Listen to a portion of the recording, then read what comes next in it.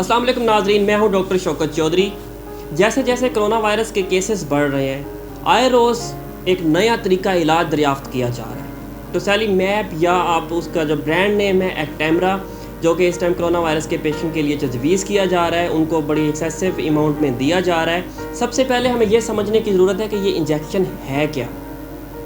Basically ये cytokine inhibitors interleukin 6 है, monoclonal antibody है, इम्यूनोसप्रेसेंट है, जो बॉडी के अंदर जितने भी रिएक्शंस हो रहे होते हैं उनको ये स्टॉप करवा देता है और इम्यून सिस्टम की जो एक्टिविटी है उसको ये इनहिबिट कर देता है। और ये किन किन बीमारियों में दिया जा रहा होता है, रेमेटॉइड आर्थराइटिस में देते हैं, एसएलई में देते हैं, और जितनी भी ऑटो इम्यून डिजीज़ेज़ हैं वहाँ पे इस इंजेक्शन को यूज़ किया जा रहा है। पिछले कई दिन से मीडिया में हाइप क्रिएट की गई है, इस इंजेक्शन को कोरोना वायरस के साथ जोड़ दिया गया है और हर इंसान इस इंजेक्शन के पीछे दौड़ रहा है।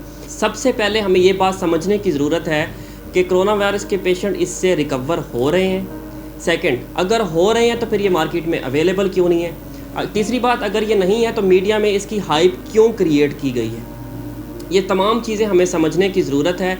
पिछले कुछ दिनों से एक बात गर्दिश कर रही है जी, हम अपने पेशेंट को हॉस्पिटल में बिल्कुल ठीक लेके आते हैं और डॉक्टर उसको जहर का इंजेक्शन लगाते हैं। कहीं आप टोसेलीमैब को जहर का इंजेक्शन तो नहीं कह रहे हैं, क्योंकि ये इम्यूनोसप्रेसेंट है, आपकी बॉडी में जो रिएक्शंस है उसको ये स्टॉप करवा देता है। और जितने भी क्रिटिकल इल पेशेंट्स को ये इंजेक्शन लगाया गया है, टोसेलीमैब या इन्फ्लेक्समैब इटली में यूज़ किया गया है, इससे पेशेंट रिकवर नहीं हुए। सिर्फ 5 to 10% का डाटा ये शो करता है कि पेशेंट ठीक हुए हैं, क्योंकि ये आईसीयू में इस्तेमाल किया जाता है पेशेंट को वेंटिलेटर से वापस लाने के लिए। लास्ट स्टेज पे जो डॉक्टर्स की एक कोशिश होती है वो यही होती है, इंजेक्शन लगाया जाता है। अब ये जो सेहतमंद पेशेंट्स हैं उनको लगाया जा रहा है और उनमें एडीआर्स डिवेल्प हो जाते हैं और बहुत सारी चीज़ें हैं, क्योंकि एक्सेसिव मेडिसिन्स दी जा रही हैं। इसमें एक्सेसिव मेडिसिन दी जा रही हैं। एंटीबायोटिक का यूज़ पाकिस्तान में पहले ही बहुत ज़्यादा है। जितने भी ये ट्रीटमेंट चल रहे हैं मार्केट में, इससे पहले हाइड्रोक्सीक्लोरोक्वीन आया था, उसमें क्या हुआ, उसमें लोगों ने सेल्फ मेडिकेशन शुरू कर दी और वो मार्केट से गायब हो गया। उसमें क्या था, जिन लोगों में कोरोना पॉजिटिव था 30% डेथ हो रही थी, और जिनमें कोरोना वायरस पॉजिटिव था और उन्होंने मेडिकेशन नहीं ली उनमें 11% चांसेस थे। आप देखें कितना फ़र्क है। सेल्फ मेडिकेशन कर रहे हैं, लोगों को मेडिकेशन के बारे में पता ही नहीं है कि वो मेडिसिन है क्या। उसके बाद रेमडेसिविर लेना शुरू कर दिया, रेमडेसिविर के बाद आपका ये टोसेलीमैब आ गया। उसके बाद एक और चीज़ आजकल मार्केट में आ चुकी है, एजिथ्रोमाइसिन से इसका ट्रीटमेंट किया जा रहा है। मल्टीपल ड्रग्स दी जा रही हैं और अभी तक ये जितनी भी ड्रग्स हैं ये सारी एक्सपेरिमेंटल हैं, कोई एथेंटिक ट्रीटमेंट नहीं है कोरोना वायरस का। तो आप लोगों से मेरी रिक्वेस्ट है कि आप इन इंजेक्शन के पीछे नहीं भागें, और गवर्नमेंट को भी चाहिए कि जिस चीज़ का कोई इफ़ेक्ट ही नहीं आ रहा, जिस चीज़ से आपके पेशेंट रिकवर नहीं हो रहे, उसको हाइप क्यों क्रिएट किया जा रहा है। और एक्टेमरा एक ब्रांड नेम है, मुझे नहीं समझ आती कि वो 3000 का इंजेक्शन है, 3-3, 4-4 लाख में वो सेल आउट हो रहा है और उसकी 10 डोजेज़ लगाई जा रही हैं। जो चीज़ आपको वेंटिलेटर से बैक ला रही है, वो इंजेक्शन आप आम जो बिल्कुल सही पेशेंट हैं जिनको सिम्टम्स ही नहीं है, कुछ भी नहीं है, वो लोग इस इंजेक्शन को इस्तेमाल कर रहे हैं। तो उनको भी चाहिए कि इस इंजेक्शन के पीछे ना भागें और सिम्टोमेटिक ट्रीटमेंट की तरफ जाएँ, प्लाज्मा थेरेपी की तरफ चले जाएँ, वो कुछ फिर भी बेहतर है।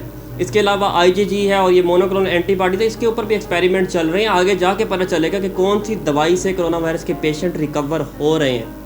लेकिन इस ड्रग से अभी तक कोई पेशेंट रिकवर नहीं हुआ। इस बात को अपने माइंड में बिठा लें, सिम्टोमेटिक ट्रीटमेंट की तरफ जाएं, विटामिन सी का इंटेक इंक्रीज़ कर दें, फ्लूइड इंटेक इंक्रीज़ कर दें। उसके अलावा अगर आपको फीवर वगैरह होता है तो सिंपल पैनाडोल लें। आप तो एंटीबायोटिक के पीछे पड़ गए हुए हैं, एंटीबायोटिक लिया जा रहा है। और मेरी प्रैक्टिशनर्स और जो एसोसिएट प्रोफेसर्स हैं या बड़े बड़े जो भी हमारे फिजिशियंस हैं, उनसे भी रिक्वेस्ट है कि इस इंजेक्शन को बिला वजह प्रिस्क्राइब ना करें अनटिल अनलेस के पेशेंट बहुत ज़्यादा क्रिटिकल इल हो और आईसीयू के अंदर हो और वेंटिलेटर पे हो। तो जो सही पेशेंट है उनको तो ये बिल्कुल भी नहीं करना चाहिए, और आवाम को भी चाहिए कि कूल डाउन हो जाए, सिम्टोमेटिक ट्रीटमेंट की तरफ जाएं। एहतियात सबसे बेहतरीन है। आज भी आप लोग एहतियात कर लें, और जिन लोगों को कोरोना पॉजिटिव है उनको चाहिए कि सिम्टोमेटिक ट्रीटमेंट की तरफ जाएं जब तक कोई एथेंटिक ट्रीटमेंट इसका नहीं आता। मुझे तो डर है कि जिस तरह से अमवात हो रही हैं, वो हो सकता है इसी इंजेक्शन से अमवात हो रही हैं, और इसी इंजेक्शन को आप कह रहे हो कि जहर का इंजेक्शन लगाया जा रहा है।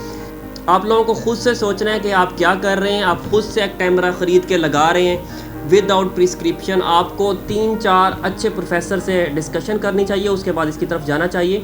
अगर आपको मेरी बात पे यकीन नहीं आ रहा, आप ये इंजेक्शन फिर भी यूज़ करना चाहते हैं, तो टोसेलीमैब है, इन्फ्लेक्समैब है, आप जेनेरिक नेम से ख़रीदें इसको। इसका कोई ऐसा ब्रांड लें जो सस्ता हो। ज़रूरी तो नहीं है कि आप एक्टेमरा ही ख़रीद के लगाएं।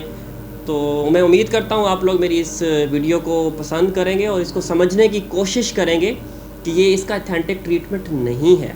Thank you very much. अगर आपने अभी तक हमारा चैनल सब्सक्राइब नहीं किया तो अभी सब्सक्राइब करें और बेल आइकॉन को क्लिक करके हमारी लेटेस्ट वीडियोस के बारे में अपडेट जानें।